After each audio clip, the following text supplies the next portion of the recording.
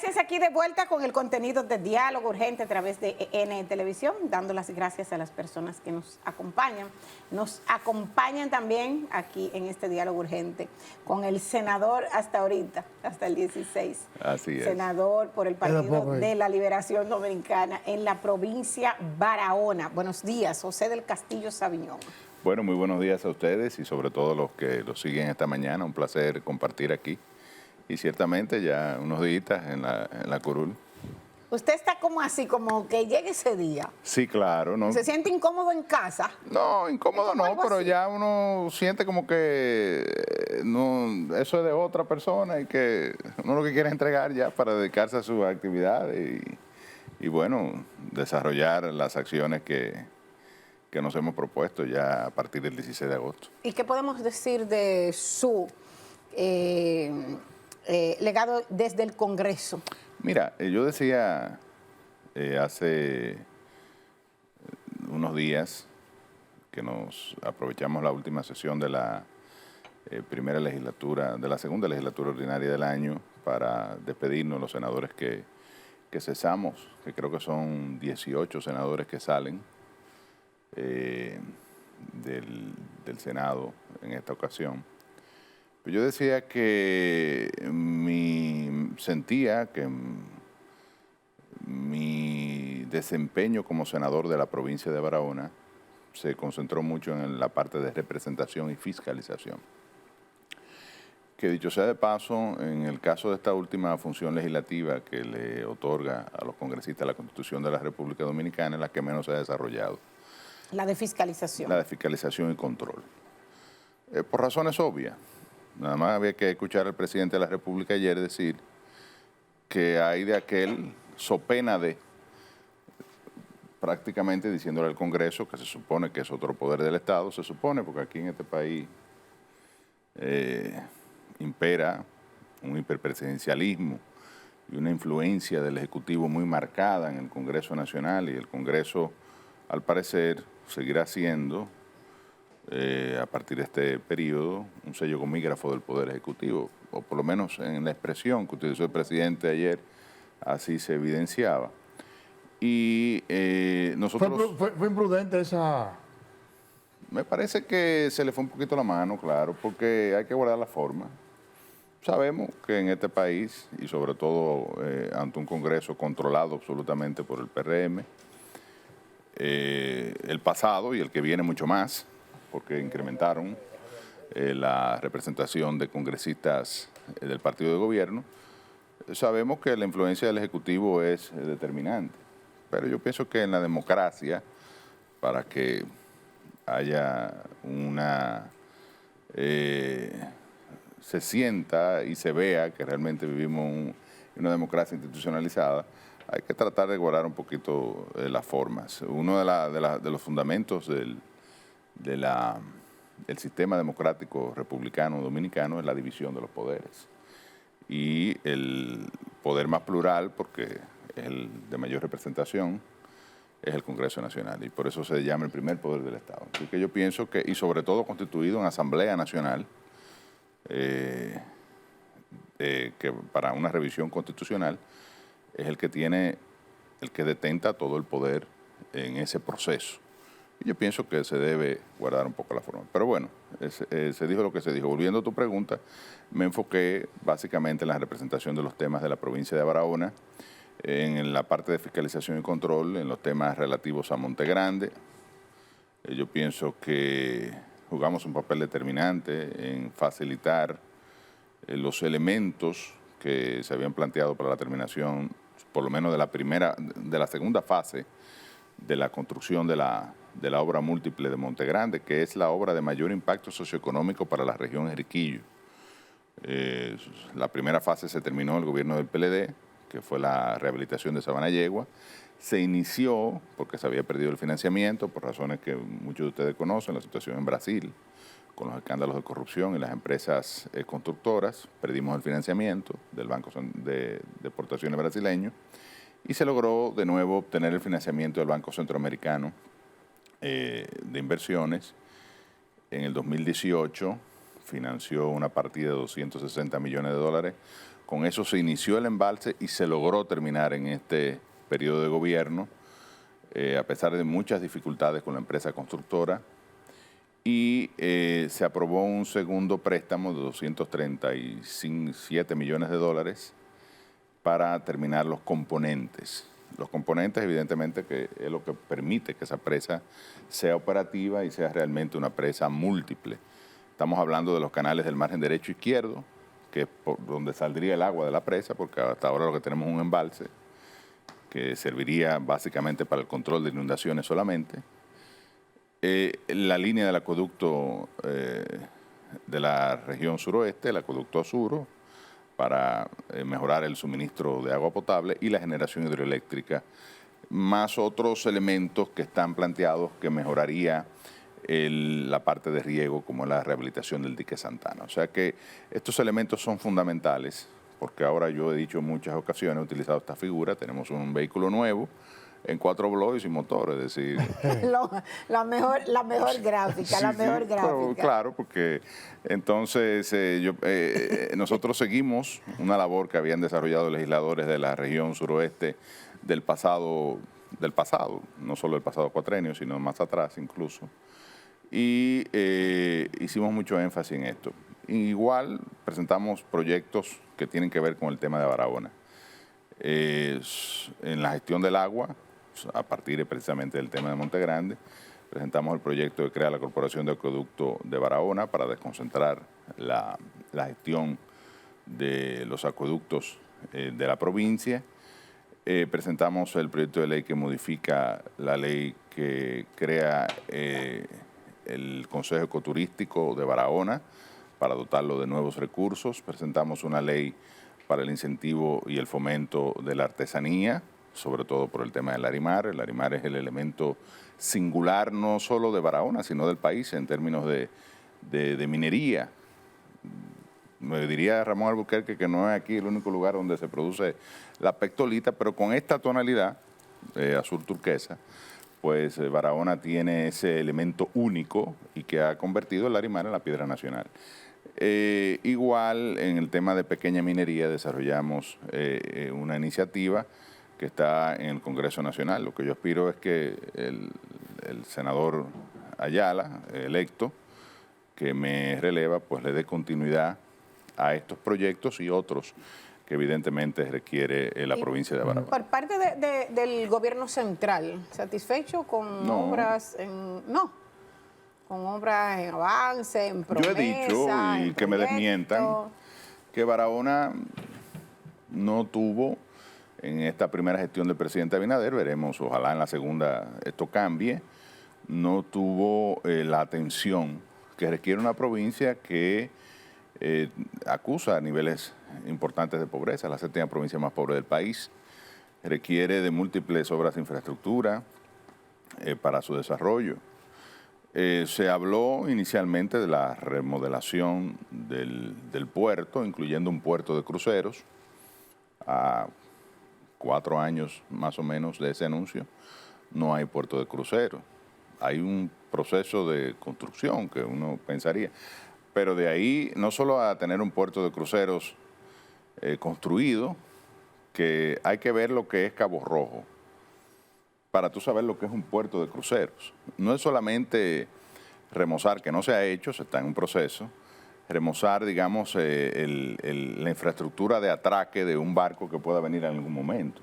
Hay que crear un ecosistema de atención a esos cruceristas. Y en Barahona se dista mucho de tener esa facilidad, como lo tiene la empresa mexicana que ha desarrollado en asociación con el gobierno, pues lo que se tiene en Cabo Rojo, que ya ha recibido un par de cruceros. Parecería que el gobierno destinó la mayor parte de la atención en términos de inversión y de desarrollo hacia la provincia de Pedernales. Y Barahona le pasó de largo esta primera gestión de gobierno. Pocas obras importantes, se planteó la construcción de una facilidad de Infotep en el antiguo Hotel Guarocuya. Fue una lucha porque se quiso utilizar ese hotel para un hospital oncológico. Nosotros nos opusimos y evidentemente gran parte de la sociedad de Barahona o las fuerzas vivas de la provincia. Y ese oncológico se está construyendo en otro lugar. A propósito, quien lo está construyendo es la Liga Dominicana contra el Cáncer. El gobierno ha cedido los terrenos y me entiendo que le habrá dado algún apoyo económico para el desarrollo de la obra, pero todavía esa facilidad no está lista, incluso no se sabe cuándo estaría, y hasta se habló de que Infotep había desistido de construir eso ahí y de que eso iría más bien a Pedernales. Entonces, no hay en Barahona hoy en día la presa de Monte Grande, digamos, ya yo dije un poco cuál es el proceso, todavía faltan los componentes, tenemos ese vehículo nuevo, sin motor nuevo, y sin goma, y no ha habido una inversión, como sí lo ha habido en otra provincia. Tú lo has sentido en Santiago, en San Francisco de Macorís, a Puerto Plata se le ha dado, porque yo escuchaba a mis colegas agradecer y decir, y bueno, y veía también la prensa, el mismo Distrito Nacional, la provincia de Santo Domingo. Al parecer, yo diría que la inversión se ha concentrado en provincias que electoralmente son más importantes, pienso yo. Cambiando un poquito de tema, ayer el presidente presentó la propuesta de reforma constitucional. Tiene varios elementos específicos. Yo quisiera que usted me dijera si es pertinente y si está de acuerdo con esa reforma, y si detrás de esa reforma no habría un interés subrepticio. Mira, lo primero que uno ve es que no hay esa urgencia de una reforma constitucional. Fíjate que la ley que convoca a la Asamblea Nacional es una ley que declara la necesidad de reforma. Es decir, una necesidad requiere algún problema importante, por lo menos que hay que atender. O sea, que la reforma iría orientada en ese sentido. Lo cierto es que la Constitución... No es importante lo que dice el presidente de acabar con el caudillismo y el continuismo. Pero que la Constitución Dominicana... Y dice que poner unos candados. Pero que la Constitución Dominicana, aprobada en el año 2010, establece esos candados. Porque el artículo 124 dice que el presidente de la República será electo por un periodo de 4 años, tendrá derecho a repostularse y jamás presentarse al cargo de presidente y vicepresidente de la República. O sea, ¿qué otro candado hay que ponerle a eso? Yo te pregunto. Se ha hablado de complicar, digamos, cualquier reforma a ese artículo. Es decir, hacerlo más difícil. Yo diría que si se van por esa vía, primero desde Jefferson, bueno, y antes Thomas Paine, se ha acuñado la idea de que la Constitución pertenece a las generaciones vivas. Es decir, no puede una generación establecer, por ejemplo, yo soy contrario a las cláusulas pétreas por eso, cláusulas de intangibilidad, como se dice, o cláusulas pétreas, que no permitan a las futuras generaciones darse a la Constitución que ese momento coyuntural le conviene o requiere, ¿verdad? O desean, porque ese es el ejercicio democrático. Al final de cuentas, el soberano es el pueblo dominicano. O sea, hay que partir de esa idea, de esa visión de la democracia, de que el soberano es el pueblo. El pueblo es el que tiene la capacidad de decidir, ya sea de forma directa, a través de los mecanismos de participación ciudadana que están previstos desde la Constitución del año 2010. De hecho, está pendiente la aprobación de una ley para la celebración de los referéndums y las consultas populares, porque eso sí le hace falta a la Constitución, el desarrollo de muchos elementos que se introdujeron en la Constitución del año 2010 y que todavía están pendientes. Te voy a mencionar otro.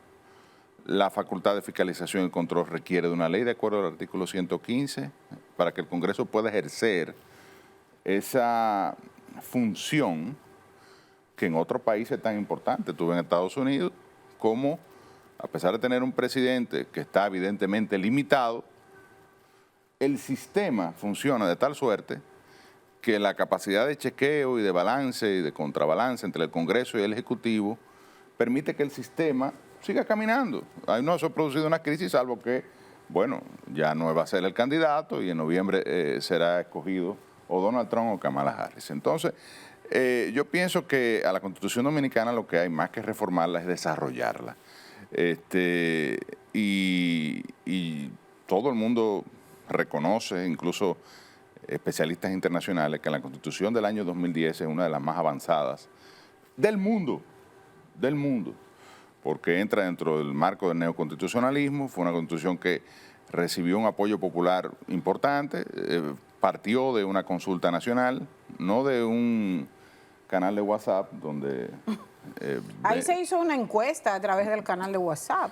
Bueno, durante el fin de semana y logró un buen porcentaje. Pero yo te pregunto, que llevó a presentar ayer ese contenido de ese anteproyecto que se someterá al Congreso a partir del 16 de agosto. Sí, pero volvemos, la encuesta LA. Volvemos a lo mismo.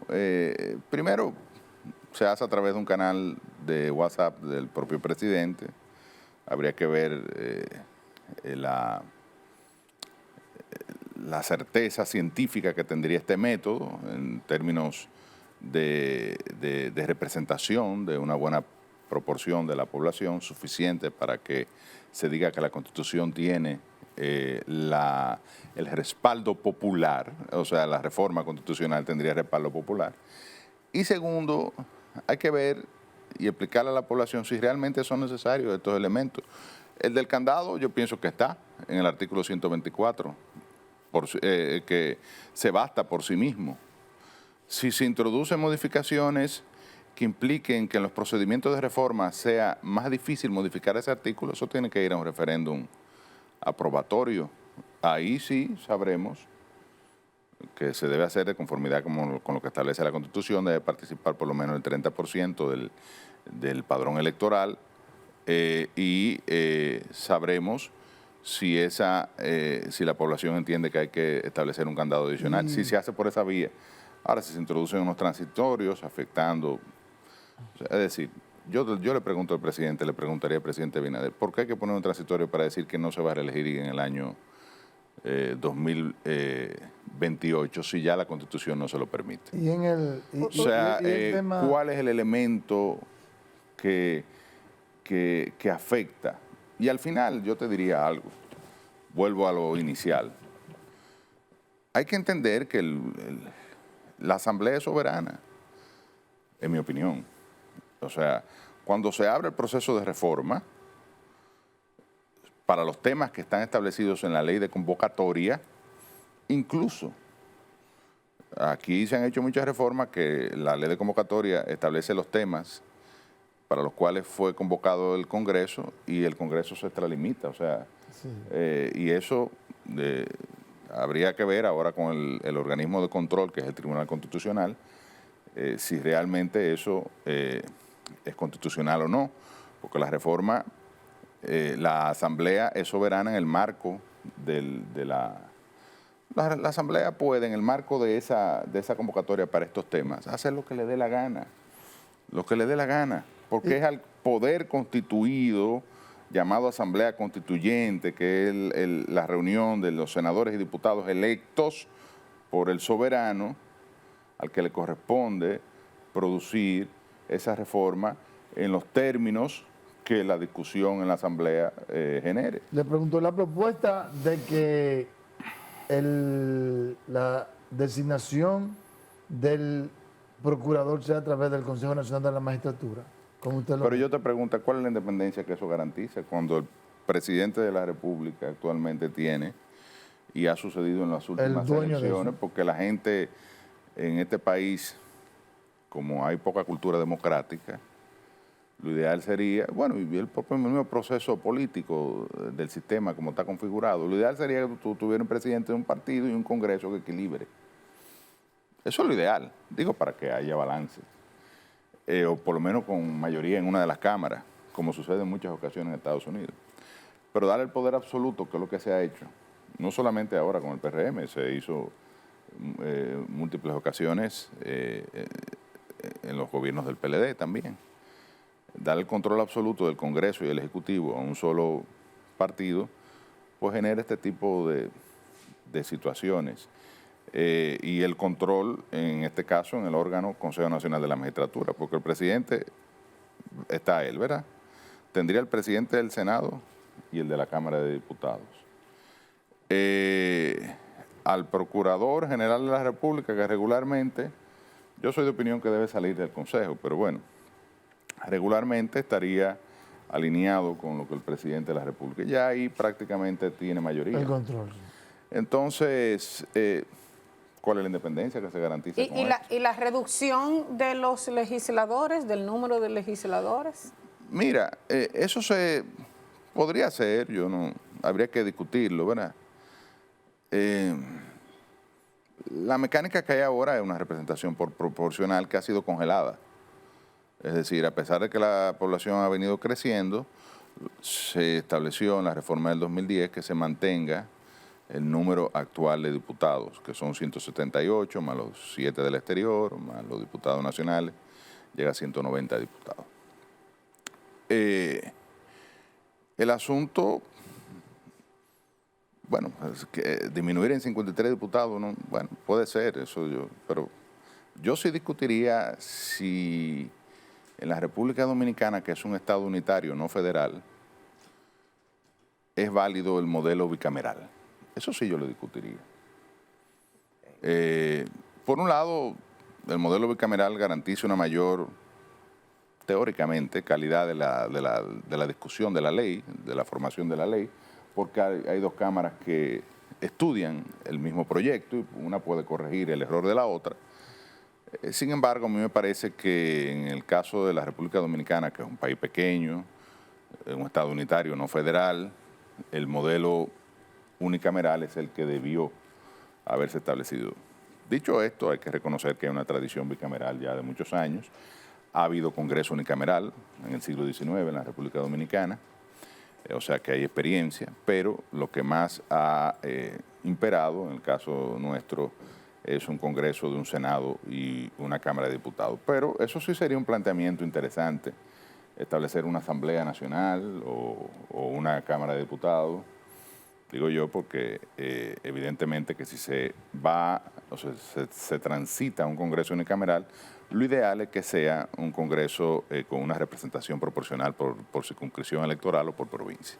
Dice el coordinador que nos vamos, pero solo le voy a preguntar, ¿cómo está el PLD con los aprestos mira, no hablamos de eso. Escoger usted estaba en un equipo, en un grupo de que está de acuerdo con la posición del presidente Mira, a Medina, nosotros no nos gusta decir que estamos en un grupo, nos unió una idea en un momento. de acogerse a lo que él dijo? Pues claro, y de apoyar un relevo en el partido, obviamente. Ahora, el presidente... ¿Apoyaría a Francisco Domínguez Brito? Ahora, voy. El presidente Danilo, que todo el mundo sabe que tiene el liderazgo del partido, decía un Twitter del compañero Amarante Baré que no es bueno aplastar al compañero Francisco Domínguez Brito.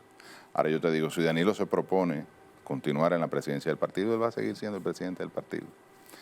Eso no quiere decir que las razones que motivaron y que lo motivaron a él mismo a decir que iba a dejar la presidencia del partido y al secretario general a mantenerse, no solo decirlo en ese momento, sino mantener su postura de pasar la antorcha, como dijo él en la apertura del 10º Congreso, no debe haber miedo a pasar la antorcha, que las razones no estén. Ya veremos lo que ocurre, todavía hay tiempo, veremos si finalmente el presidente Medina se presenta. Si él se presenta, nadie puede contra el líder natural de la organización, que evidentemente seguiría siendo el presidente del partido. Lo ideal es que aún se dé ese proceso en los demás organismos, incluyendo comité político, comité central, secretaría general, haya una transformación real, porque si no, no lograremos reconectar con la población, que es el principal problema. Que ¿Se puede con Danilo? Gracias. ¿Se podría con Danilo eso?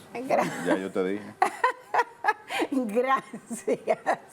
Al senador hasta el 16 de agosto, provincia Barahona, Partido de la Liberación Dominicana, José del Castillo Sabiñón. A ustedes también las gracias. El compromiso de siempre mañana, diálogo urgente. Feliz resto del día.